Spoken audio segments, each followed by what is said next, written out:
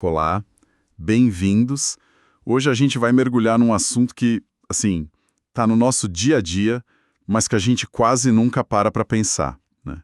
O conjunto de regras que controla o poder do Estado. Recebemos um material de estudo bem denso sobre direito administrativo e a nossa missão aqui é tentar extrair o que realmente importa. Exato. Porque, no fundo, a grande questão é: o Estado tem um poder imenso. Ele pode, desapropriar sua casa, fechar sua empresa, te dar uma multa. Sim. Como a gente garante que ele use esse poder para o bem de todos, e não contra nós? A resposta, ou pelo menos a tentativa de uma, está nesse tal de direito administrativo. Perfeito. É como se fosse um manual de instruções do poder público. E entender o básico desse manual ajuda a gente a decifrar por que um concurso público funciona de um jeito, por que uma licitação tem tantas regras. Ou porque o alvará na prefeitura demora tanto. Exatamente. Não são regras aleatórias. Elas nascem de uma ideia central, que é controlar o poder. Ok, então vamos começar a desembrulhar isso. O material já abre com uma distinção que parece básica, mas que, pelo visto, é o pilar de tudo: a diferença entre direito público e privado. Isso. Direito privado, eu acho que entendo. São duas pessoas, duas empresas negociando um contrato, elas estão, no mesmo nível, numa relação horizontal. Mas quando o Estado entra na jogada, a coisa muda, né? Muda completamente. Aí a gente entra no que se chama de direito público. A relação deixa de ser de igual para igual. Vira uma relação vertical. Exatamente. O Estado está, por princípio, numa posição de comando. E o direito administrativo é o ramo que nasceu justamente para regular essa relação de poder. O que é fascinante na origem dele, lá no fim do século XVIII, com a Revolução Francesa, é que ele não foi criado para dar poder ao Estado. Não. Não, o Estado absolutista já tinha todo o poder que queria. Ele foi criado para limitar esse poder. Então é uma ferramenta de contenção. A ideia é colocar o rei ou o presidente debaixo da mesma lei que todo mundo? Precisamente, é o princípio da legalidade. Governantes também obedecem às leis. A partir daí, com a separação dos poderes em executivo, legislativo e judiciário, o direito administrativo veio para dizer: ok, poder executivo, você pode agir, você pode administrar o país, mas... essas são as suas fronteiras. Isso, você só pode fazer o que a lei permite. É um conceito meio contraintuitivo. A gente pensa que a lei dá poder, mas aqui a principal função dela é estabelecer limites. E o material cita alguns juristas importantes, né? Hélio Lopes Meireles, Celso Antônio Bandeira de Melo. As definições são um pouco formais, mas a essência parece ser que o direito administrativo foca na tal da função administrativa. Essa é a chave. Traduzindo isso para o dia a dia, é basicamente a parte do Estado que põe a mão na massa. É uma ótima forma de colocar. Se a política decide o que fazer, a administração é o como fazer. E é aí que a gente entra numa confusão muito comum, que o material faz bem em esclarecer. Qual? A diferença entre Estado, governo e administração pública. Parece tudo a mesma coisa, mas não é. Pois é, para mim, no balcão de uma repartição, é tudo o governo. Qual a diferença que importa na prática? Vamos usar o exemplo que o material sugere. O programa Bolsa Família. O Estado é a entidade maior, a permanente. É a República Federativa do Brasil, com seu povo, seu território, sua soberania. Ele não muda a cada 4 anos. Certo. O Estado é o palco onde tudo acontece. Ele está sempre lá. Perfeito. Agora, o governo são os atores principais daquele momento. É quem define a peça que vai ser encenada. No nosso exemplo, a decisão de criar ou reformular o Bolsa Família, de definir suas metas, seu público-alvo, isso é uma decisão política, uma diretriz. Isso é o governo agindo. O governo é transitório. Ele ocupa o poder por um tempo, para traçar os rumos. Entendi. O governo é quem tem a ideia e escreve o roteiro da política pública. E a administração pública, então, seria a equipe de produção? É quem faz a coisa acontecer? É a melhor analogia. Perfeita. O pessoal do Ministério, da Caixa Econômica que faz o cadastro, o pagamento. Exatamente essa lógica. A administração pública é o aparato de execução. Ela não toma as grandes decisões políticas, ela cumpre as decisões tomadas pelo governo dentro das regras que a lei estabelece. Ok. E aqui tem uma pegadinha importante que o material destaca. A palavra administração pública tem dois sentidos. Como assim? Ela pode ter um sentido que a gente chama de subjetivo, que responde à pergunta: quem é a administração? Ah! Nesse caso, estamos falando da estrutura. Os ministérios, as autarquias como o INSS, as empresas estatais, os servidores. É o conjunto de pessoas e órgãos. Ok. O quem? E o outro sentido? É o sentido objetivo, que responde à pergunta: o que a administração faz? Aqui, a gente fala da atividade em si. Prestar um serviço de saúde, fiscalizar um restaurante, emitir uma licença. Organizar o trânsito. Isso. É a função administrativa em ação. Entender essa dualidade é crucial, porque às vezes a gente critica a administração se referindo a um órgão específico e outras vezes a atividade que ele desempenha. Certo. Então a administração é essa máquina gigante que executa as políticas. Mas quem escreve o manual de instruções dessa máquina? Ela não pode simplesmente inventar as próprias regras, certo? De jeito nenhum. E essa é a beleza do princípio da legalidade. As regras vêm de várias fontes. A fonte principal, a primária, é a lei no seu sentido mais amplo. Desde a Constituição até uma leizinha municipal. Exato. E uma curiosidade do nosso direito administrativo é que ele não é como o direito civil ou penal, que tem um código único todo organizado. Não tem uma bíblia do direito administrativo. Não tem. As regras estão espalhadas por um mar de leis. Lei de licitações, lei do processo administrativo, estatuto do servidor. É uma colcha de retalhos de regras, então. Basicamente.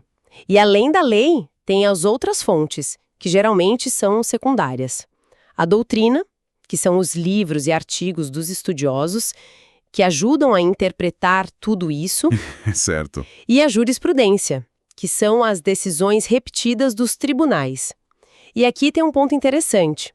Às vezes, uma decisão judicial pode ser tão importante que ela praticamente vira lei. Como assim? Uma decisão de um juiz pode mudar a regra para todo o país? Em alguns casos específicos, sim. Pense nas súmulas vinculantes do Supremo Tribunal Federal, o STF. Ah, sim. Quando o STF edita uma, ela se torna obrigatória para toda a administração pública do país. A jurisprudência, que era secundária, sobe de categoria e vira uma regra do jogo que todo mundo tem que seguir. Nossa. E isso me leva a uma outra questão: o controle. Se a administração toma uma decisão, aplica uma multa, nega uma licença e a pessoa se sente injustiçada, o que ela faz?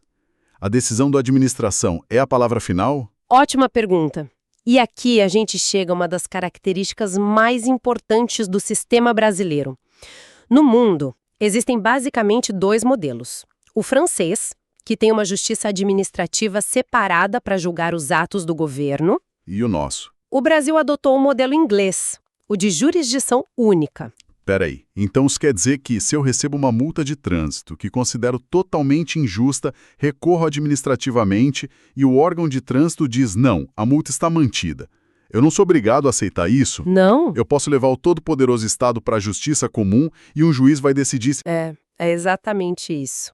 E isso muda tudo. No Brasil, a regra é que nenhuma lesão ou ameaça a direito pode ser excluída da apreciação do Poder Judiciário. Uau!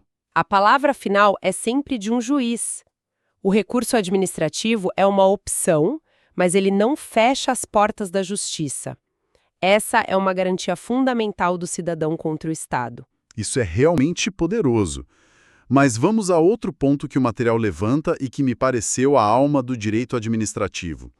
A administração não age sempre do mesmo jeito. Não mesmo. Às vezes ela age com todo esse poder, essa verticalidade, e às vezes parece agir como uma pessoa comum. Como funciona isso? Essa é a grande dualidade da administração. Ela opera sob dois regimes jurídicos diferentes. O principal é o que a gente chama de regime jurídico administrativo. Ok. que é o regime de direito público. Ele se baseia em dois princípios que são como as duas faces da mesma moeda. E quais são? O primeiro é a supremacia do interesse público. É o que dá ao Estado suas prerrogativas, seus superpoderes. É o que permite que ele desaproprie um terreno para construir um hospital, mesmo que o dono não queira vender. O interesse da coletividade se sobrepõe ao do indivíduo. Mas essa ideia de supremacia não é um pouco perigosa? Onde fica a linha entre o interesse público e o abuso de poder? Essa é a tensão central de todo o direito administrativo. E é por isso que existe o segundo princípio, que funciona como um contrapeso, a indisponibilidade do interesse público. Indisponibilidade. Se a supremacia é o acelerador do Estado, a indisponibilidade é o freio. Gosto da analogia. Um acelerador e um freio. Exato. O acelerador, a supremacia, dá ao Estado poder para agir com força em nome de todos. Mas o freio, a indisponibilidade, diz ao gestor público: olha, esse poder não é seu. Você é apenas um guardião, um motorista. Você não pode usar esse carro para passear ou para beneficiar seus amigos. Perfeito. Você tem que seguir o mapa que é a lei. Ele não pode abrir mão do interesse público, vendê-lo ou usá-lo como bem entende. Ele está preso ao que a lei manda fazer. Acelerador e freio. Faz todo sentido. Mas e o outro lado? Quando a administração age como se fosse um particular? É o que acontece quando ela atua sobre um regime de direito privado.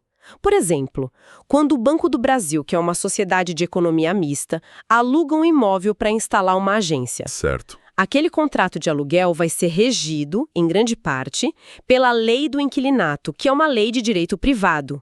Igual ao contrato que qualquer um de nós faria. Mas ela se torna uma empresa 100% privada nesse momento? E aí está o ponto crucial que o material ressalta. Nunca.